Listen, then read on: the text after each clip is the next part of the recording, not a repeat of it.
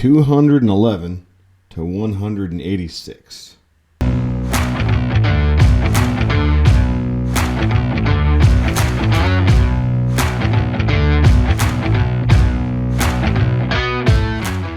Welcome back. Thanks for stopping by. Two hands and a foot. We won't tell you who's who.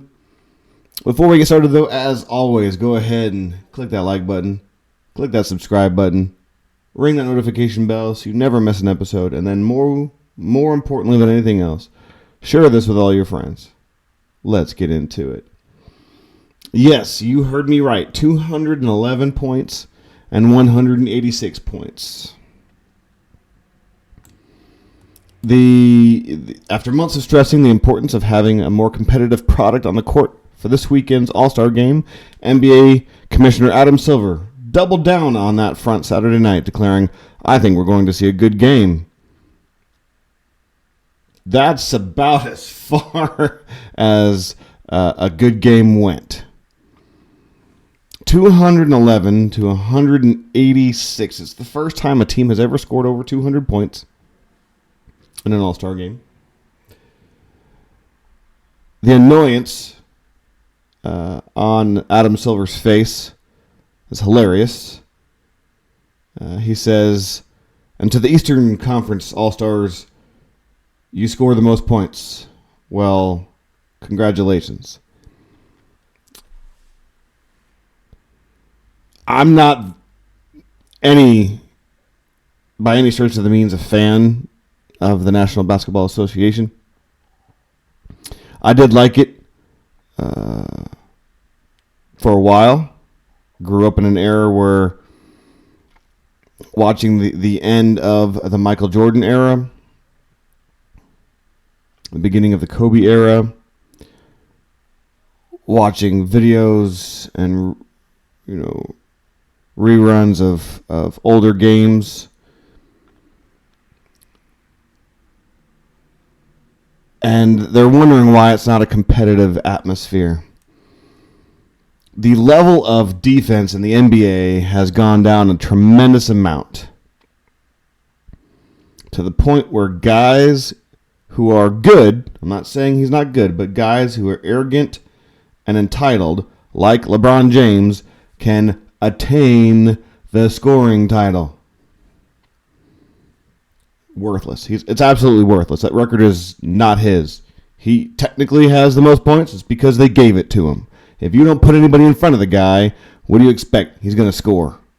Same thing that's happening in this NBA All-Star Game is a huge spotlight on that kind of attitude these now players have. It's the me, the money, the guaranteed contract. What am I going to get out of it?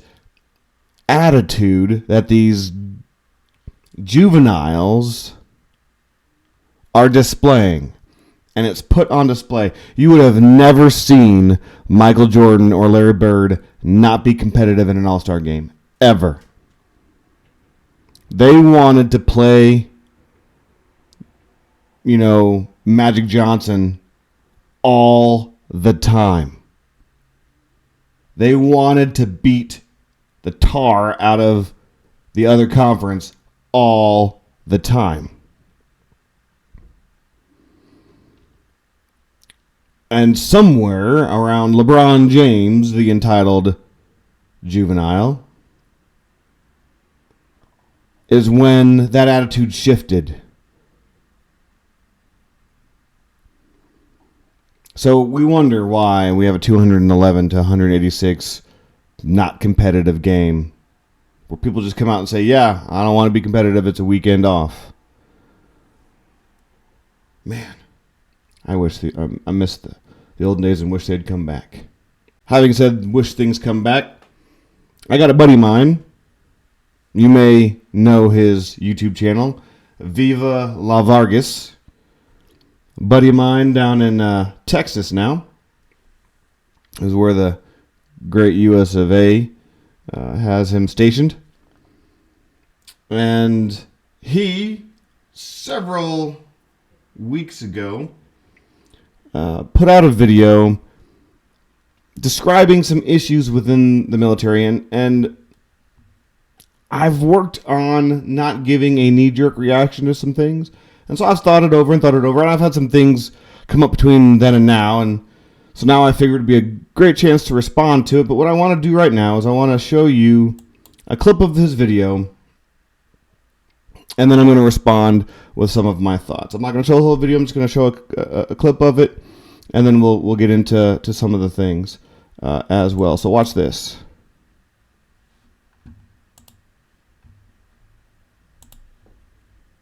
The Army is asking 250 infantry and armor officers to switch to support branches. Why are they doing this? Apparently, they're overstrength in both the armor and infantry side of the officer house. I find that super interesting for a few different reasons. I personally know so many NCOs that are getting denied their OCS packets, their green to gold packets, because they weren't qualified enough. And I say that because of another article that I read earlier last year. There are tons of officers leaving the military in waves. Most of these officers are lieutenants and captains with less than a few years in the military. Why are...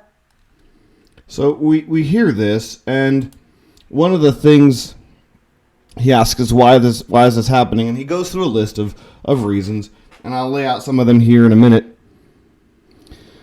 But I want to say this, is that I'm not in any way putting down Viva La Vargas. Good friend of mine, but here's the deal. I am the tail end of Generation X. He is a millennial, and we do see things from a different point of view. I think this is one of the great ways that we see this, that we can show this, is that, yeah, we're good friends, but we see things from a different point of view. The generational differences are rather clear here. So one of the reasons why he says that there's an issue is some of those officers are listing a lack of autonomy in their careers and their ability to progress and the things that they're allowed to do. True, the Army is very restrictive of its members, of what it can and cannot do. I mean, it's really restrictive of its members, of what it can and cannot do, what they can and cannot do. That being said, I will admit there probably needs some correction in, I wouldn't say autonomy. There's a reason for the structure that there is. I would say there needs to be a correction in the way that the Army views career paths and the assistance that it gives its soldiers through those career paths and meeting those goals. Another reason, toxic leadership he gave. Toxic leadership. And that the generation today is refusing to work under toxic leadership. I get that. I understand. I agree. There are toxic leaders. And at the moment, we have a whole bunch way at the top. With the social justice experiment crap that they're laying out there, that's peddling all this way down through the ranks, we have toxic leaders. Now, does that mean that we have to deal with that? Yes and no. One of my favorite people to listen to and author of books I like to read and listen to as well, Jocko Willink, former Navy SEAL, famous for the book Extreme Ownership. I think that defines a generation. I think that defines the proper way to handle things. Viva La Vargas says, don't change the culture, change the leadership. I think, yes, I agree. Some things in the leadership need to change. But I will counter with this, is that the Army at its best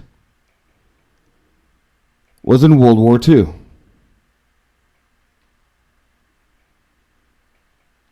And I'm saying that from a guy who even has been in for a while on both sides, the active and on the reserve component side of things.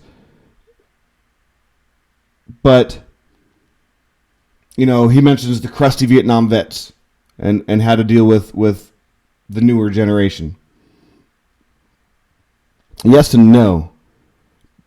But think about it for a second. A generation of soldiers that saved the world were much more disciplined and had to deal with a whole lot more restrictions than we do now, and we're complaining about it.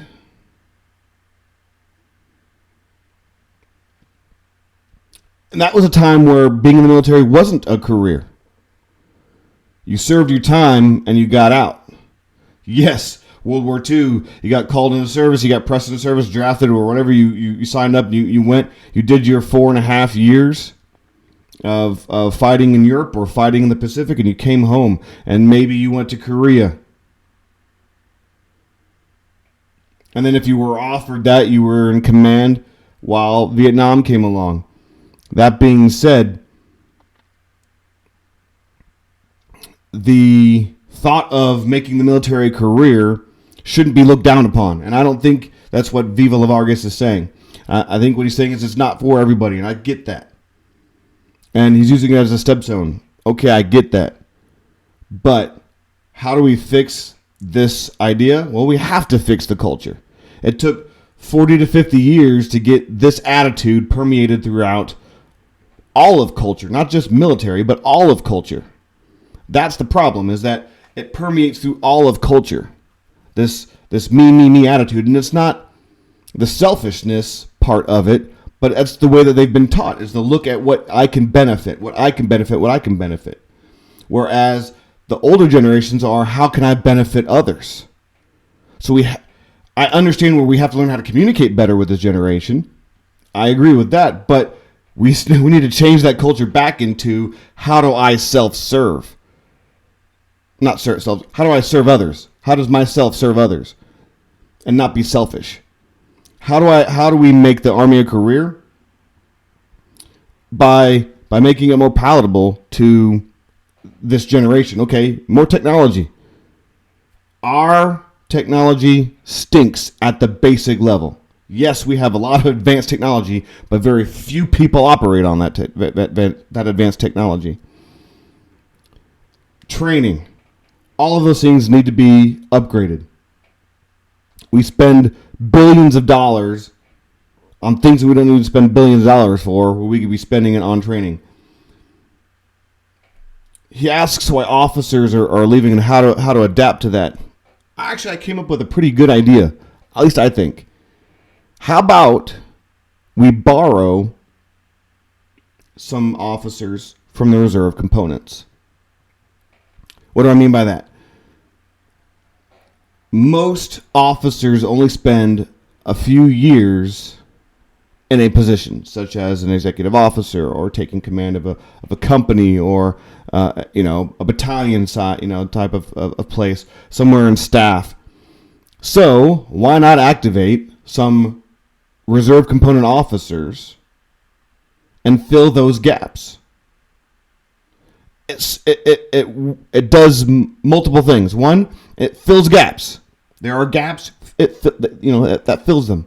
Two, it allows the reserve component officers to gain unique experiences.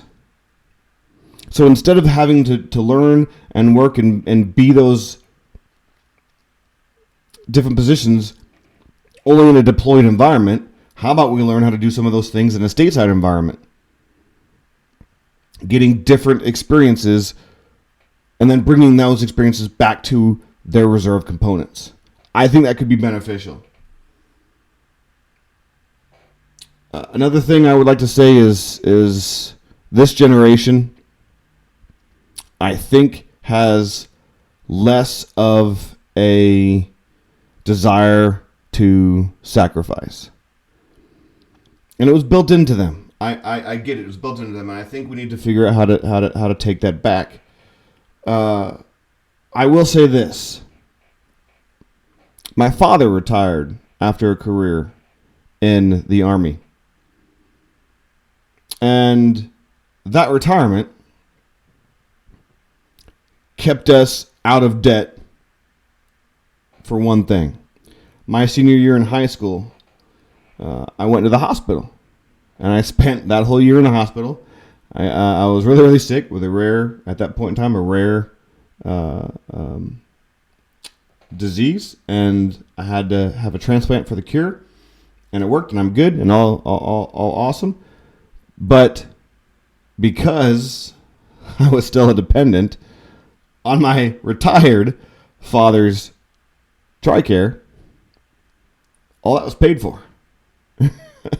So my dad doing a career in the Army paid for my medical bills that I would be still paying on until I died of natural causes, and probably my kids would be paying on until they died of natural causes to cover that.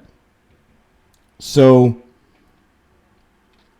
we need to change the mindset, I think. It's a little bit of what Viva La Vargas was saying about some of that, the thought processes and how we communicate. Yes, we need to learn how to communicate better. Because I agree, there's an importance to the why of things in this generation. Generation X, I think we figured out the why ourselves. I think that's the reason why we don't understand that generation. The millennials are asking why, because we didn't ask why. We just figured it out, and so that needs to be worked on. But I think also the thought process of why we're doing things. Is it just for me, or am I needing to sacrifice some more?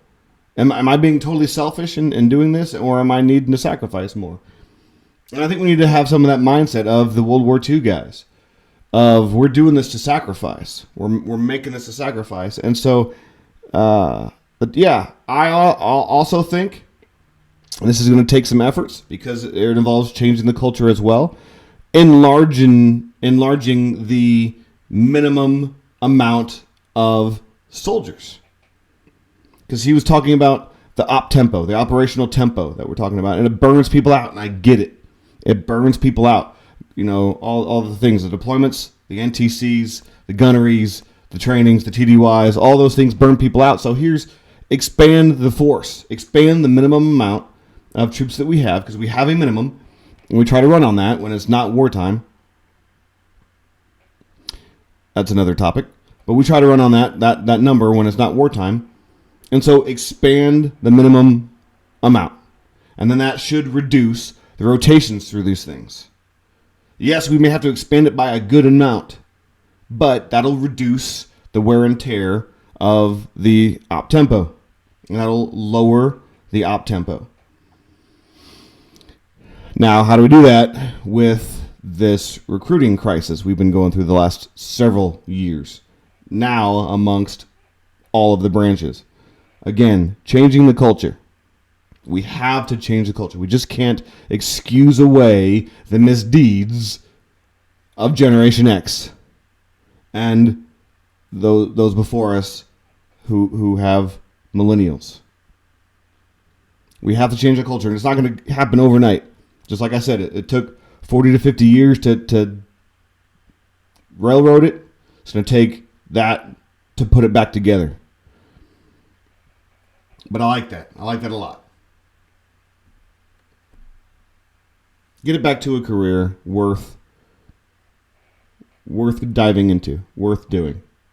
I think we can do that. Viva, I love you, brother. Now, speaking of the military and culture and things you come across on the internet, I want to put a warning out there for you. If you got kids in the room, go ahead and let them leave real quick. I'll give you a minute. So go ahead and push pause right now. Okay, thanks for pausing. It's not graphic by any means, but the topic is a little disgusting. And I hate to bring it up, but it happened in a military environment as well. Not this particular video, but no graphic nature of it all. Just a icky topic. I don't want kids listening in on it. You can bring them in. I've got something fun at the end. You can bring them in on the end. But this also is part of the culture is what I'm talking about. And I'll tell you how that relates to the military here in a minute. But go ahead and watch this. I left my boyfriend and I've been traveling for 10 days and I've slept with... Wait for it. 22 people. You're disgusting. In that 10 days. My goal was 20 and I just hit 22 this morning. And you're proud of this. It's 1 p.m. now here in Paris and I need to check out because I'm going home. I really doubt I'm going to get another one on the board, either on the plane or like on my layover. So I think 22 is where we're going to cap it out. But how did I go? I think you need more things to fill out your day.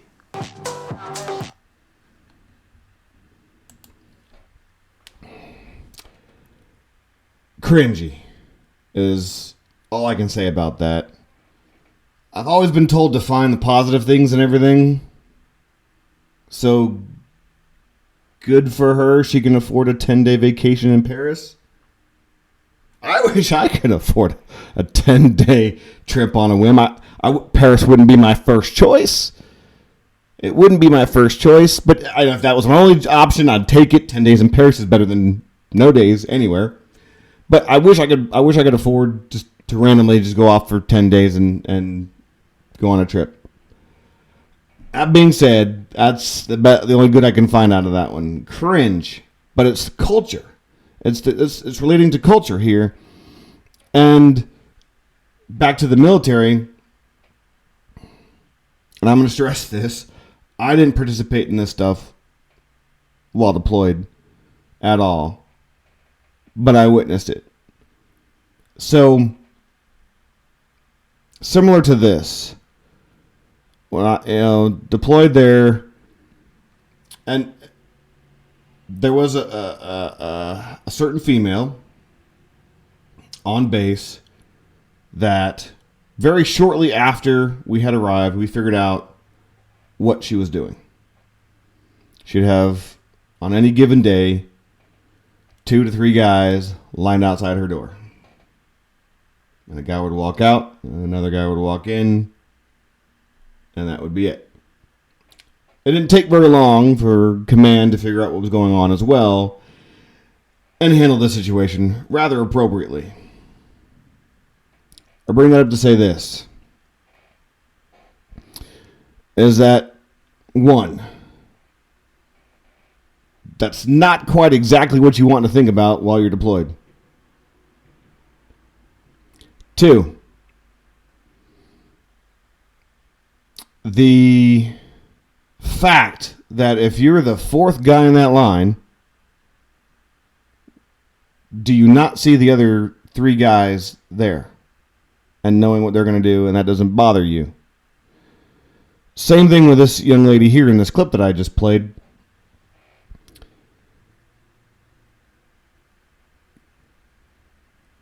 Did she not? I'm gonna guess that nowhere in this video did it say that she made anybody aware of what she was doing to any of those 22 poor unfortunate souls. But I would assume she did, because she seemed rather proud of it. Even if,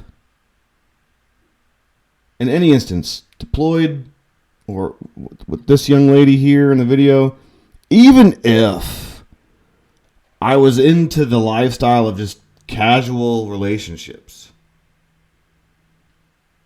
that would make me sick. That would make me absolutely sick. Even if I would be. What makes you think that is fun? I mean, the thought in the back of your head, if you're, like I said, if you're go off script here, if you're into that kind of stuff, the casual relationships where every person you have a relationship with, you sleep with, I'm not commenting on that. But I would rather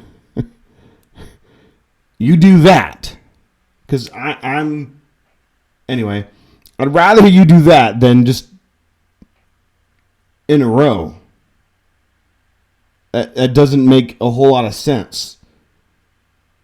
That's disgusting. Absolutely disgusting. Crazily disgusting.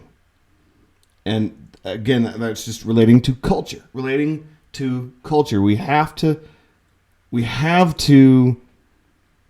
stand up for the fact that the human body is worth more than just another object.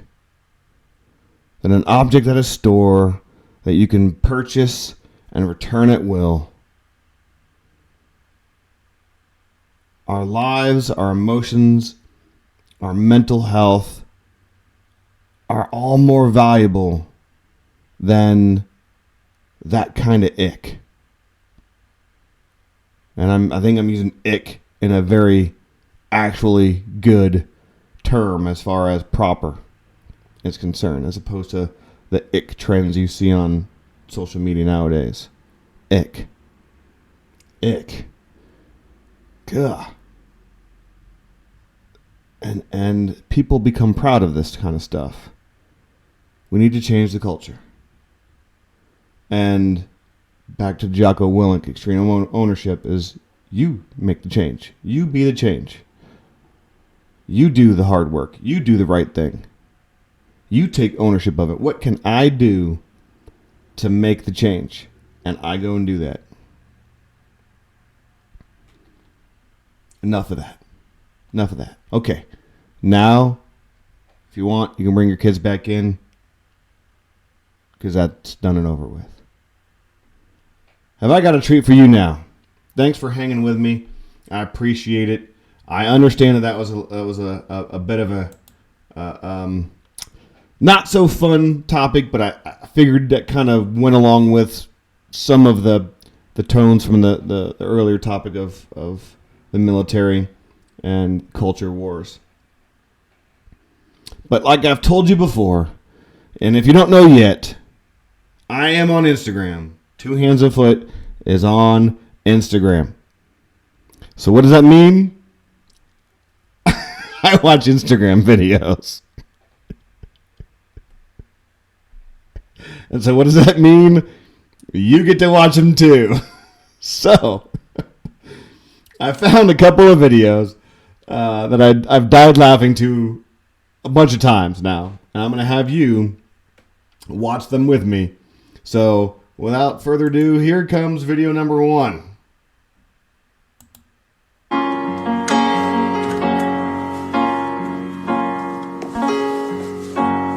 It's dramatic. We're not going to make it. We'll never see the light again. But I will keep on going till the end. Yeah, yeah, yeah, yeah. On a ship that's faced a hurricane, but I will keep on going.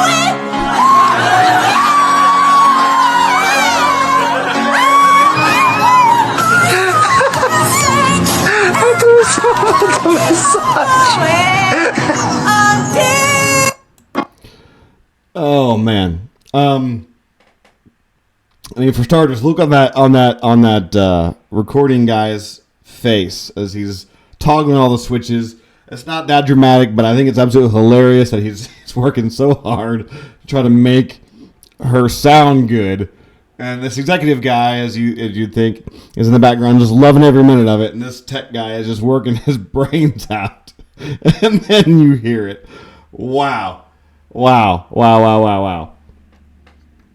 Okay. You think that one can be beat? It can. Check this one out. Now, the British, I do like their humor. Sometimes it could be very, very, very, very dry, and sometimes it could be very, very, very witty, and sometimes it could be both. And I absolutely love it sometimes. Sometimes the British humor is some of the best humor ever. Here's an example of it. If any person here knows of any just cause or impediment why these two should not be joined together in holy matrimony, let them speak now, or forever hold their peace. Yes! I do. The groom is already married. He married me 3 years ago, and don't let him deny it. I've got the marriage certificate to prove it.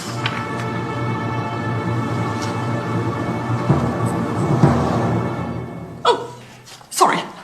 Wrong church.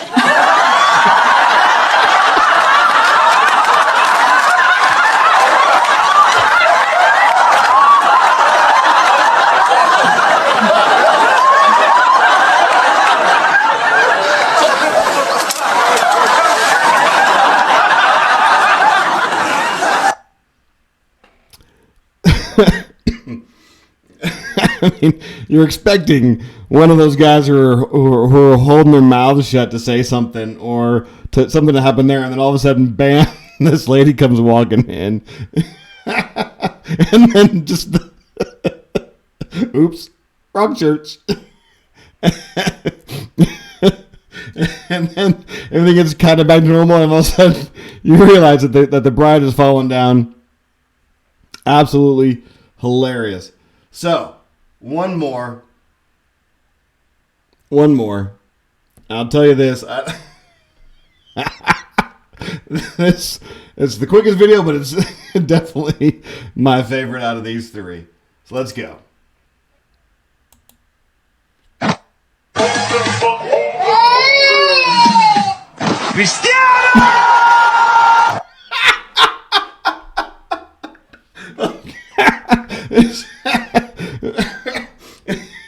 Okay, we gotta watch that again.